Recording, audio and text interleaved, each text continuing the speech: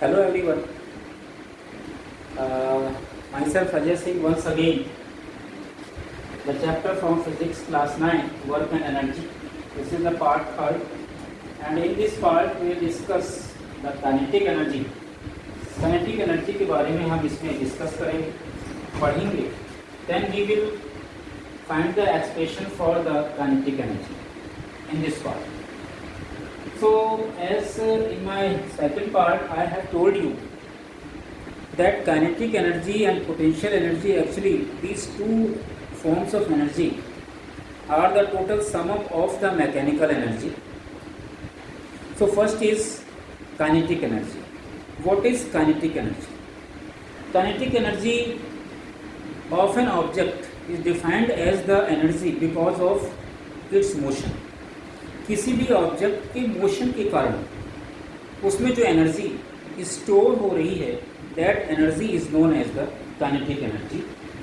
So I have written here a moving object is capable of doing work because of its motion, that is had kinetic energy.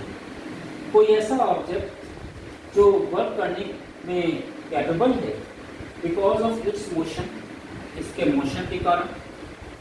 Y? Because it is having kinetic energy, और you can see the energy due to motion. Motion के कारण जो energy किसी object में है, that energy is known as kinetic energy. For example a rolling stone. Rolling stone, चलता हुआ stone, फिसलता हुआ stone. Why it is having kinetic energy? Because it can set the another object into the motion on hitting that object. So that means it has work because of its motion. A fired bullet from the gun.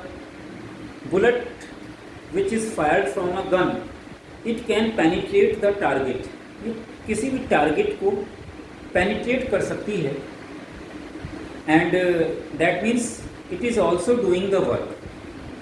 A fired bullet is also doing the work. So why? Because of its motion. रखा हुआ bullet किसी को hit नहीं कर सकता है ना.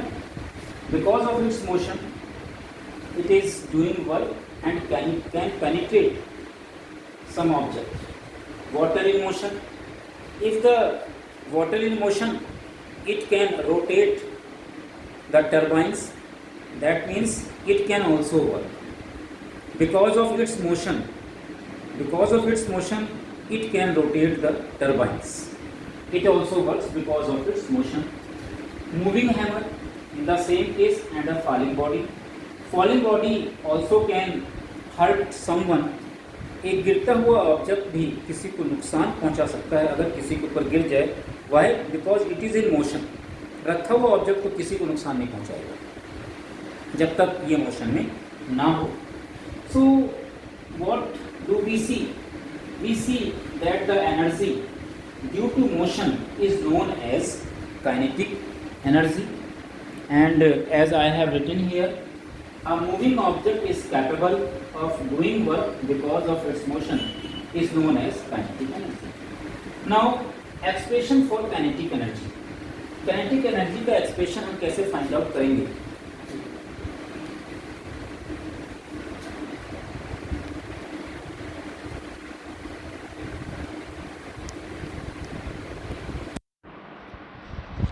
So how can we find out the expression for kinetic energy?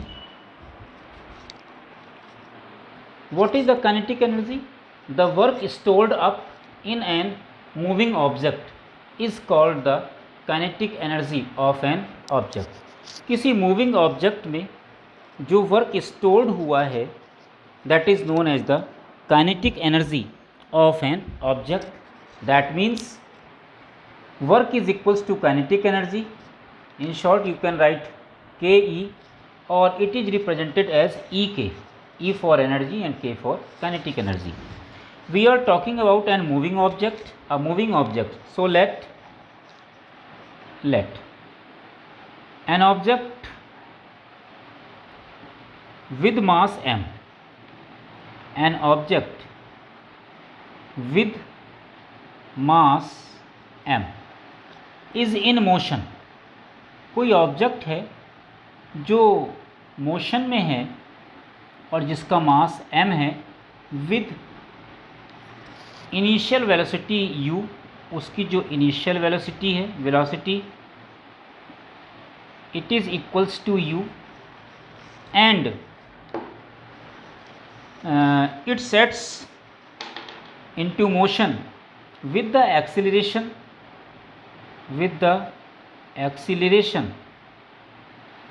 u, with the acceleration it is moving and attains a final velocity, and it gets a final velocity v after displacement of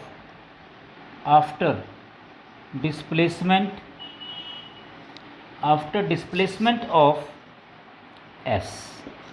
So let me suppose we have an object with mass m is in motion with initial velocity u, and it comes into motion with the acceleration a, and after the displacement of s it gets its final velocity v. So in this case, therefore in this case, from equation of motion, you have read all the equation of motions. V is equals to u plus at, and s is equals to ut plus half at square, and the last equation is v square minus u square is equals to 2as. So from equation of motion, v square minus u square is equals to 2as. Beta, therefore s is equals to v square minus u square by 2as. So this is equation number 1. Question ये आता है अभी हमारे सामने, अभी मैंने बात की आपसे कि मेरे पास एक ऑब्जेक्ट है जिसका मास m है, वो मोशन में है और जिसकी इनिशियल वेलोसिटी जो u है, the initial velocity is u, and it is in motion with the acceleration a, and gets final velocity v after displacement of s. चलने के बाद उसका डिस्प्लेसमेंट जो s हुआ उसकी वेलोसिटी हो गई after some time v. So from equation of motion, v square minus u square is equals to 2as. That means s is equals to v square minus u square equals to 2as. So I think it should be clear to you why we are taking the value of s. हम पहले ही इस बात को कह चुके हैं, because w is equals to ke, work stored is equals to kinetic energy, और आप ये बात पहले से ही जानते हैं, because W is equals to F into S, force into displacement. So we are getting the value of S. W और काइनेटिक एनर्जी इक्वल है, work and kinetic energy equal है, so that means and work is equals to force into displacement.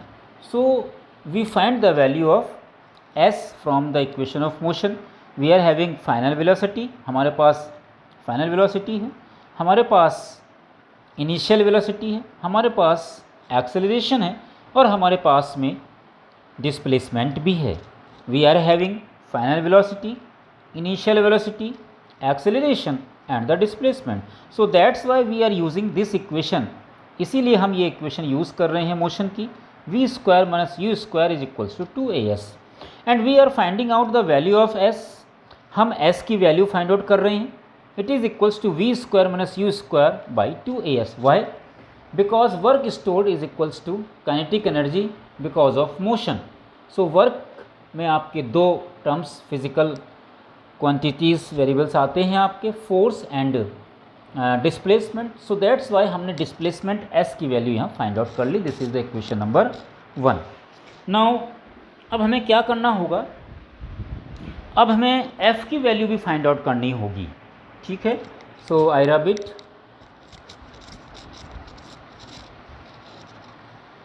यहाँ तक।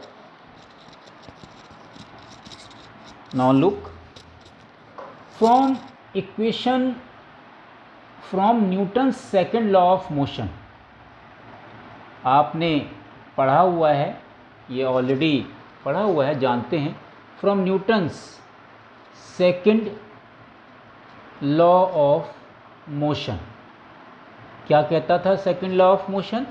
कि that F is equals to ma, जो force की value है, this is equation 2, force is equals to mass of the object, product of the mass of the object and the acceleration. Force F जो हम apply कर रहे हैं उस किसी ऑब्जेक्ट पर, F इज इक्वल्स टू किसी ऑब्जेक्ट का mass multiplied by the acceleration of the object. Acceleration कब होगा? जब वो बॉडी मोशन में होगी, और हम मोशन की ही बात कर रहे हैं, दैट मीन्स काइनेटिक एनर्जी की बात कर रहे हैं। सो फ्रॉम इक्वेशन 1 एंड 2 हम क्या देखते हैं? Equation 1 and 2 from that is from equation 1 and 2 value रखते हैं, because W is equals to F into S. F, the value of F from equation 2, it is ma multiplied by value of S from equation number 1, V square minus U square by 2AS. So A से बेटा A cut हो गया, that means M V square minus U square by 2S. This is the value of W, work done in the case of motion. So as we know, if we suppose initial velocity is 0, if U is equals to 0, rest से शुरू हुआ था वो object, if initial velocity is 0, therefore W is equals to m v square minus 0 upon 2a. That means mv square upon 2a. That means 1 by 2 mv square. So that means work done by an object in a moving state, in a motion, it is equals to half mv square. And we have already, और हमने अभी सबसे पहले लिखा था that W is equals to kinetic energy, because W is equals to kinetic energy, और it can be written as EK. इसको हम EK की फॉर्म में लिख सकते हैं. So W is equals to EK, and इसकी वैल्यू क्या है बेटा? It is half mv square. That means kinetic energy of an object EK is equals to 1 by 2 mv square. So this is an expression to find out, for finding the kinetic energy of an object. हम किसी भी object की kinetic energy, जब ये object किस में हो, motion के स्टेट में हो, तो हम जो है इसको फाइंड आउट कर सकते हैं with this expression 1 by 2 mv square. So how can you define the kinetic energy? आप काइनेटिक एनर्जी को कैसे डिफाइन कर सकते हैं? Kinetic energy of an object, किसी भी ऑब्जेक्ट की जो काइनेटिक एनर्जी है, it is equals to half mv square 1 by 2 mv square. This is the mass of the product and velocity of that, final velocity of that object. आप इसको ऐसे भी कह सकते हैं, that means it is, I would like to rub it. मैं इसको थोड़ा सा मिटाना चाहूँगा. तो मुझे लगता है एक्सप्रेशन बहुत सिंपल है. एक्सप्रेशन हम W equals to F S से लेके चले. पहले हमने S की वैल्यू फाइंड आउट की, फिर F न्यूटन का second law, that means F equals to ma. दोनों की वैल्यू को हमने W की इक्वेशन में प्लेस किया, एंड देन सपोज किया कि उसकी जो इनिशियल वेलोसिटी थी वो 0 है. In this case we get this expression, हमें ये एक्सप्रेशन मिलता है काइनेटिक एनर्जी के लिए half mv square. That means you can say, और यू कैन से क्या कह सकते हैं, kinetic energy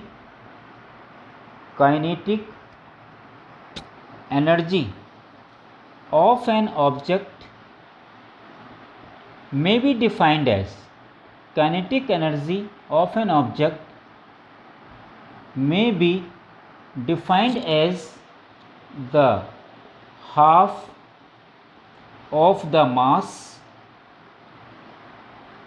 defined as the product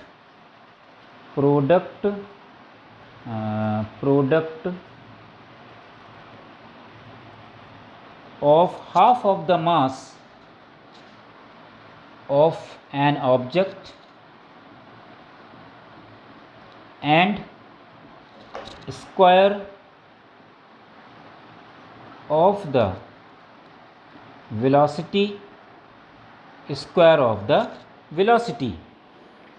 So we can also define with the help of the this expression that kinetic energy of an object may be defined as product of half of the mass का half and square of the velocity of the object, it is known as the kinetic energy. So I think kinetic energy बड़ा ही simple है। Kinetic energy को जब हम देखते हैं तो as kinetic energy is equals to the work stored in the state of motion. So let's हमने कंसीडर किया कि हमारे पास में, once again I am going to revise it, एक ऑब्जेक्ट m मास का हमारे पास में है, moving with acceleration a, initial velocity u है एंड फाइनल वेलोसिटी उसकी v हो जाती है after the displacement of s। So in this case क्या होता है, from equation v square minus u square equals to 2as, therefore s equals to v square minus u square upon 2as and f is equals to ma। तो हमने क्या किया, because w is equals to fs, दोनों की value रखी, ma into S की value है v square u square upon 2as, a से a कैंसिल हो गया, आपके पास बचा mv square minus u square upon 2a। That means अगर इनिशियल वेलोसिटी हम 0 मान लेते हैं, सो mv square by 2a, and you can right also in this manner this equation that w is equals to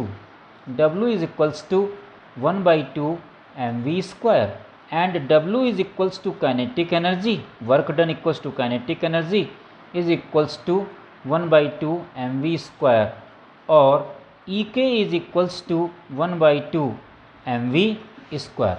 So in this manner we can easily derive the expression for the kinetic energy.